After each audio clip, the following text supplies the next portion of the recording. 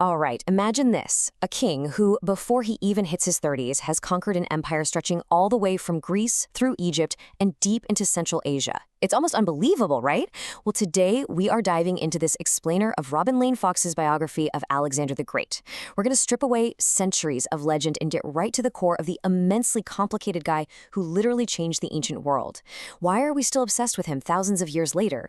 We're looking past all those myths of miraculous adventures to see the actual human being, a total tactical genius who was driven by this just unquenchable thirst to see exactly how far his power could reach.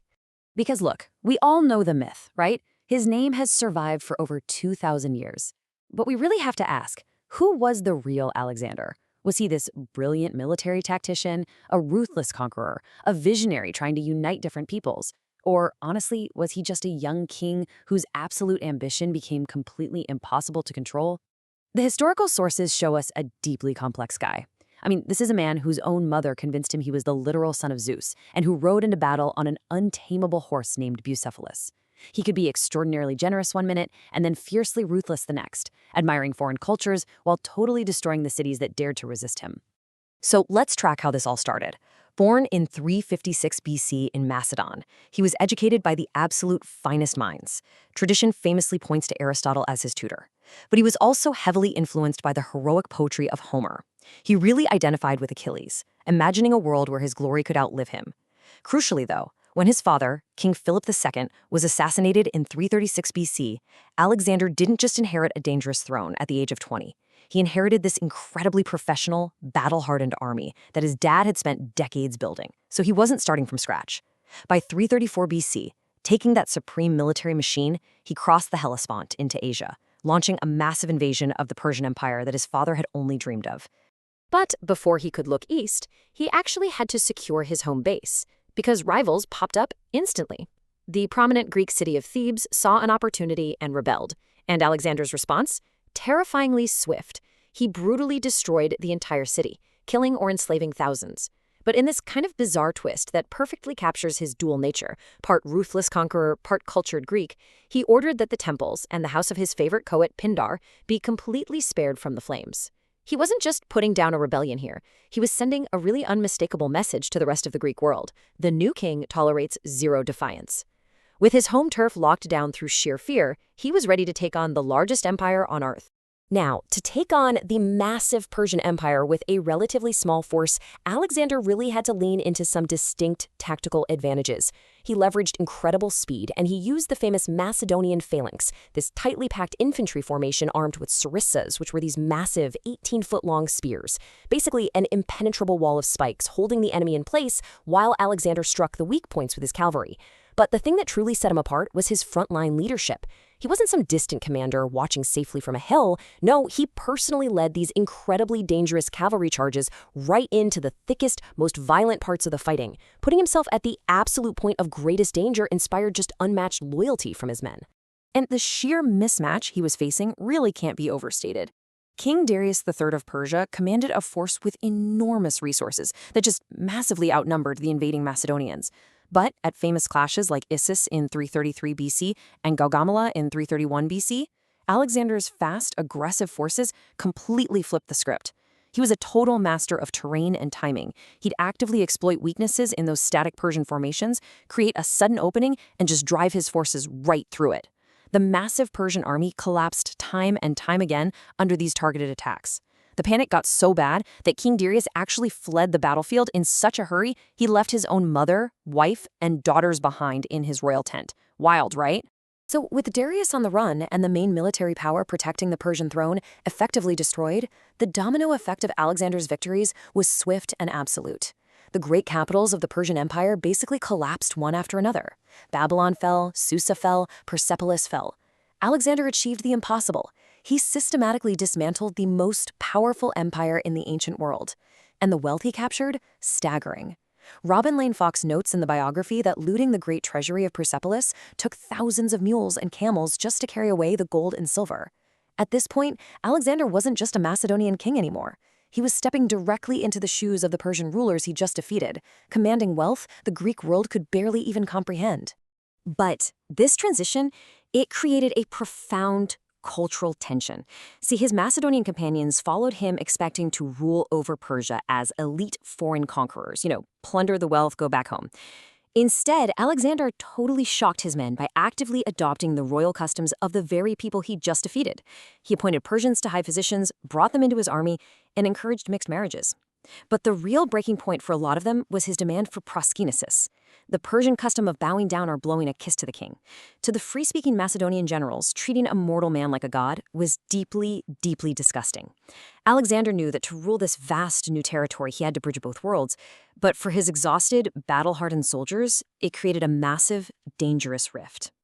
And the thing is, becoming the undisputed ruler of the Persian Empire just wasn't enough for him. His ambition kept expanding with every single victory. He pushed his exhausted army for years into Central Asia, into regions like Bactria and Sogdiana, which is modern-day Afghanistan. And here, the war changed. Instead of those massive set-piece battles on flat plains, Alexander found himself bogged down in grueling guerrilla warfare, fighting hostile local tribes across jagged mountains and deep snow. It's actually crazy how much it mirrors the struggles of modern empires trying to control that exact same geography today. But he was determined to reach the very edges of the known world. This incredible, punishing drive culminated in 326 BC, when his army, after marching thousands of kilometers from home, finally crossed into India. It was there in India, at the brutal Battle of the Hydaspes, that he faced King Porus. Porus was a giant of a man, riding atop this massive war elephant, fiercely defending his territory.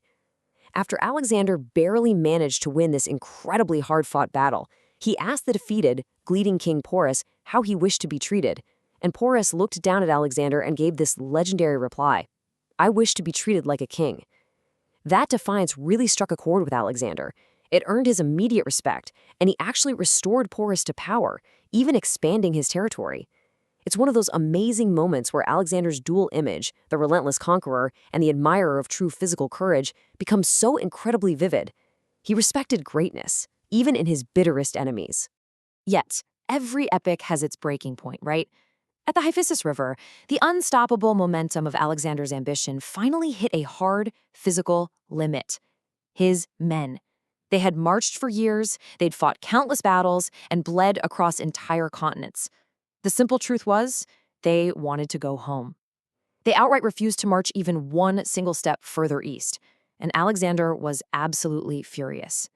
Acting kind of like a petulant child denied a prize, he literally went into his tent and sulked in complete silence for 3 days, perfectly imitating his mythological hero Achilles. He waited for them to break, but the strike held firm. So, for the first time in his life, the great conqueror was forced to yield to his own army, and he finally gave the order to turn back. But the journey home was anything but a relief. In fact, the forced retreat became an absolute tragedy. Instead of taking a safe route, Alexander decided to lead a large portion of his men through the unforgiving Gedrosian Desert. You might wonder, why? Well, Fox's biography points out that Alexander chose this practically suicidal path partly because legendary figures before him, like the mythical queen Semiramis, had failed to cross it, and he wanted to outdo them. This runaway ambition led to a brutal, punishing march where the human cost was just staggering. Thousands of his own soldiers, along with their families and camp followers, died agonizing deaths from heat, thirst, and sheer exhaustion. It's a really dark chapter that forces us to confront the devastating toll his relentless drive took on the very people who built his empire. Despite the absolute nightmare of the desert, Alexander did make it back to Babylon. He was only in his early 30s and, true to form, was already drawing up plans for his next massive campaigns, possibly striking deep into Arabia. But history had other plans. In 323 BC, Alexander became seriously ill and lay dying in Babylon at just 32 years old. When his generals leaned over his deathbed, desperately asking who he was leaving this vast, world-spanning empire to, he supposedly whispered one chilling final decree: to the strongest. Because the entire empire relied so heavily on his sheer force of will, those 3 little words ignited decades of massive, bloody wars of succession. The unified empire he had spent his life building quickly fractured and collapsed. So what does this all mean for us today? Why does it matter? Well, while Alexander couldn't conquer mortality or maintain a unified political state, his legacy completely transformed the map of the ancient world, and by extension shaped our modern one. He ushered in the Hellenistic era. He founded brilliant intellectual centers like Alexandria in Egypt. Greek and local traditions blended together in totally unprecedented ways, and these massive trade networks opened up across continents. If you've ever wondered why the New Testament of the Bible was originally written in Greek, or why you can find ancient statues of the Buddha in Asia draped in Greek-style robes, it all traces back directly to this exact Hellenistic legacy. He essentially constructed a connected world that would survive for centuries.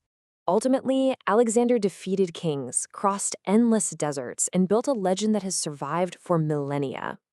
He was a man who conquered the known world, but lost his men, his empire, and ultimately his own life to an unquenchable drive.